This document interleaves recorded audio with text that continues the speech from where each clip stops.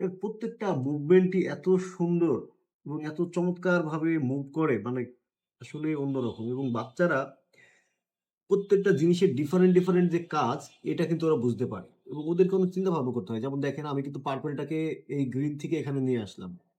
আবার এখানে কিন্তু সুন্দর করে রাখতে হবে এবং এটা রাখার জন্য একটা থাকে এটা আমরা দিয়ে দিব। পাশাপাশি এটার মধ্যে কিন্তু 1 থেকে শুরু করে 1, 2, 3, 4, 5, 6, 7, 8, 9, 10 10 টা পর্যন্ত নাম্বার দেওয়া আছে যেন বাচ্চারা নাম্বারগুলো ইজিলি রিকগনাইজ করতে পারে।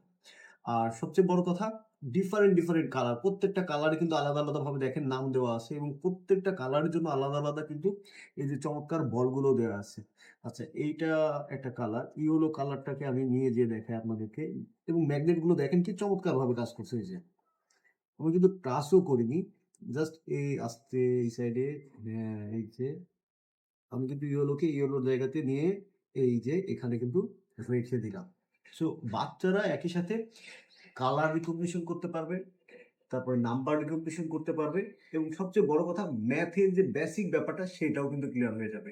সো যারা এখনো দুশ্চিন্তায় আছেন যে বাচ্চার নাম্বার কিভাবে ঠিক করবেন, বাচ্চার কালার রিকগনিশন কিভাবে ঠিক করবেন এবং বাচ্চার ফিঙ্গার যে মুভমেন্ট গুলো সেগুলো কিভাবে ঠিক করবেন তাদেরকে বলবো যে এই টয়টা নিয়ে নিতে পারেন। আপনার বাচ্চার জন্য ডেফিনিটলি বেস্ট একটা টয় হবে।